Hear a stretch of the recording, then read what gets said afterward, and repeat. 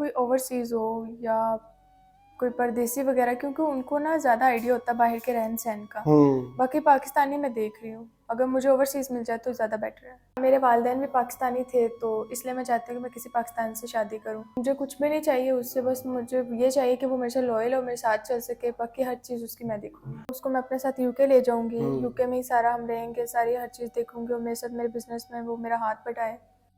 अस्सलाम वालेकुम नाज़रीन, मेरे साथ इस वक्त 22 साल लड़की मौजूद है, यूके की नेशनलिटी होल्डर है और इनके जो वालिद है वो भी इस दुनिया से इंतकाल कर गए और वालिदा भी इस दुनिया में नहीं है। अकेली औरत है, अकेली लड़की है। इनको एक ऐसा इंसान चाहिए जो इनके पास बैंक दौलत पैसा है, प्रॉपर्टी है, कारोबार है, वो उस शख्स के साथ नाम करना चाहती, जो शख्स इनके साथ पूरी ज़िंदगी गुजारना चाहे, इनके बच्चों तक इनके साथ रहना चाहे और ईमानदारी के साथ इनके साथ चलना चाहे और मुखलिस होकर इनके साथ रहना पड़े तो रह सकता है और वो हमारे चैनल के दोस्तों से शादी कर सकता है। हम इनसे बात करते हैं। अस्सलाम वालेकुम। वालेकुम सलाम। कैसी हैं आप? मैं ठीक। मुझे अब ये बताएं, आप यूके से पाकिस्तान आई हैं, जी, कुछ काम थे, उनके सिलसिले में आई थी बस मैं। कौन से काम थे? एक तो ये था कुछ प्रॉपर्टी का काम था और सेकंड ये कि मैं शादी करना चाहती हूँ।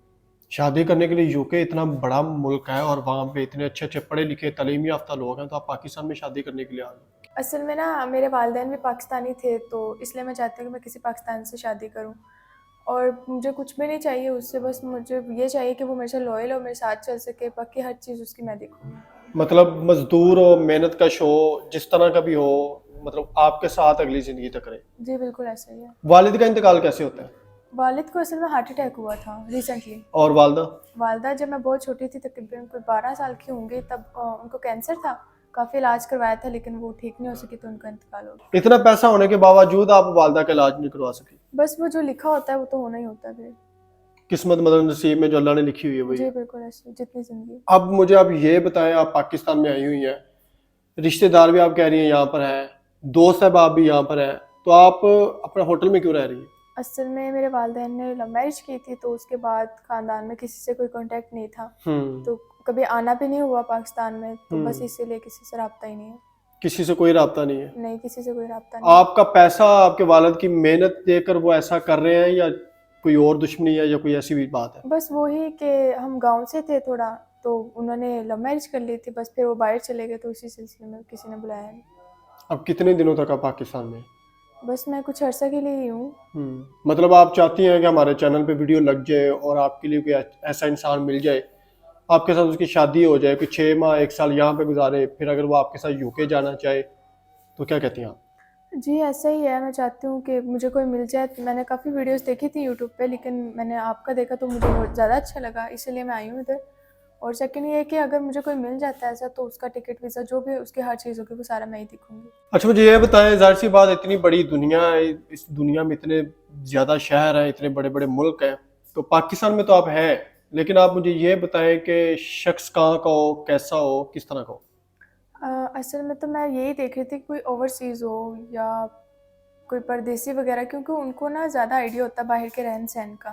बाकी पाकिस्तानी मैं देख रही हूँ, अगर मुझे ओवरसीज़ मिल जाए तो ज़्यादा बेटर है।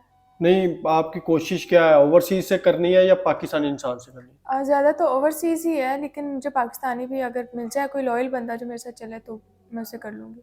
तो चाहे अगर कोई, जाहिर सी बात, इतने ज़्यादा मुल्क हैं, कोई हमारे चैनल के साथ कांटेक्ट करता है तो अगर उनके साथ निकाह हो जाता है आपका, हम करवा देते हैं अपनी जिम्मेदारी के साथ, तो जाहिर सी बात, अगर वो दुबई में है या सऊदी अरब में है या किसी भी मुल्क में है, तो अगर आपको कोई यूके बुला सके या वो यूके आ जाए या वहाँ पर आकर निकाह कर ले या कुछ भी हो जाए, तो क्या कहती हैं?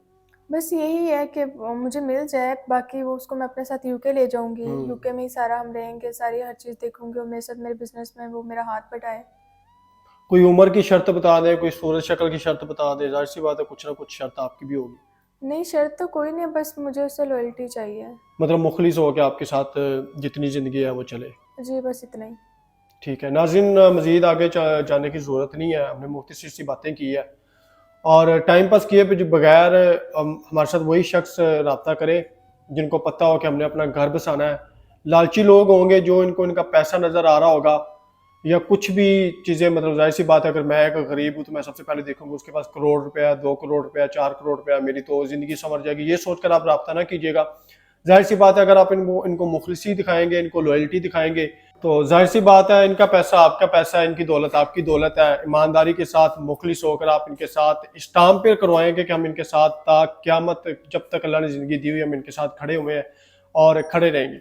ज़रूर रब्ता कीजिएगा। टाइम ज़ाया करने वाले लोग होते हैं, जाहिर सी बात है इन्होंने वीडियो पे आई हैं तो इनका मकसद यही है कि आज वीडियो लग जाती है, 2-4 दिन के अंदर अंदर हमारा निकाह हो जाए, ताकि मेरा घर बस जाए और मैं ज़िंदगी की जो तमाम तर परेशानियाँ, अकेली औरत हूँ, अकेली लड़की हूँ, मतलब किसी रात चलते या सड़क चलते इंसान पे भरोसा भी नहीं कर सकते, मैं उसको बुलाकर कहूँ कि आप मेरे से शादी करें और इस तरह करें।